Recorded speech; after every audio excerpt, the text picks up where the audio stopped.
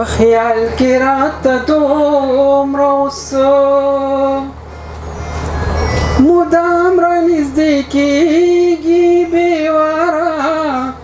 په سلګو شم چې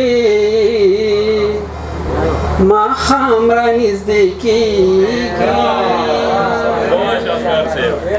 په خیال کې راته دومره اوس په یو کلي کې دواړو ازمیښتونو سره مخ یم په یو کلي کې دواړو ازمیښتونو سره مخ یم هم دارته لږ مزل دی هم به هم رانږدې کېږي هم دارته لږ مزل دی هم به هم رانږدې کېږي بېواره په سلګو شم چې ماښام رانږدې کېږي دا بس دی او که نور دی هم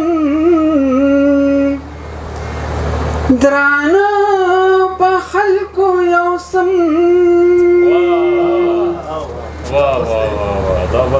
دا بس دی او که نور دی هم درانه په خلکو یو سم رقیب راته هم ډېر په احترام رانږدې کېږي رقیب راته هم ډېر په احترام رانږدې کېږي بېواره په سلګو شم چې ماښام رانږدې کېږي مونږ دومره په اخلاص او بې لالچه مینه وکړه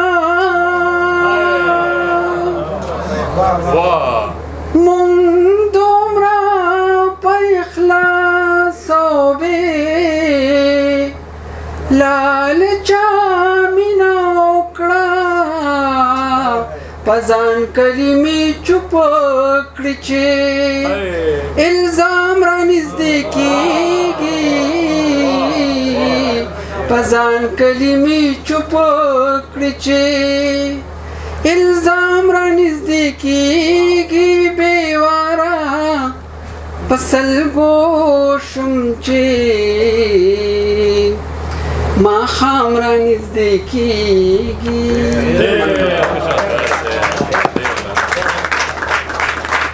کینی وي راته الهام وشي په خدای چې مې قیاس کینی وي ځینې خبرې داسې وکړم چې وشواس کینی وي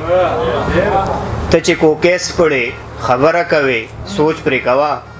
ته چې کوکیس پړې خبره کوې سوچ پرې کوه انسانیت او سړیتوب صرف لباس کینی وي ته چې کوکیس پړې خبره کوې سوچ پرې کوه انسانیت او سړیتوب صرف لباس کینی وي ما سره ضد کوي زما مخلصه یارو چرې ما سره ضد کوي زما مخلصه یارو چرې اثر پرې شوی دی د بد صحبت شناس کې نه وي زه چې په ښه بد پوخه شوی یم په زغل یم سره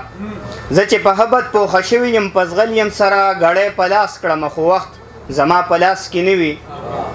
او لویه ګناه ده چې شراب وڅښي نشه وکړي څوک لویه ګناه ده چې شراب وڅښي نشه وکړي څوک حرامه ځکه ده چې بیا خوش او حواس کې نه وي او زما وطن د وطندارو په سلاړنګ شوی زما وطن د وطندارو په سلاړنګ شوی د لوږې فکر د مړو خلکو احساس کې نه وي مننه او هغه زما سره د ښې ورځې یارانو پیره هغه زما سره د ښې ورځې یارانو پیره توصیف اوس را سره څوک هډو تماس کې نه وي مننه او په هر کلی کې داسې یو سړی وي چې مقبول وي بس یا خو نوموړی معتبر وي یا فضول وي په هر کلی کې داسې یو سړی وي چې مقبول وي بس یا خو نوموړی معتبر وي یا فضول وي زمونږ د ژوندانه برخه که هر څنګه و خیر دی زمونږ په ستړولو به خوشحاله نه وي کول وي خبر یې د ریبار په خوله راولېږه ویل یې خبر یې د ریبار په خوله راولېږه ویل یې چې زه ورته قبول یم نو ما ته به قبول وي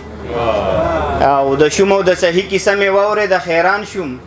د شوم او د صحیح کیسه مې واورېده حیران شوم په دواړو کې دا یو سړی به ټول عمر په نول وي او د څه خلک د ډېرې مجبورۍ نه سوال ته ناست وي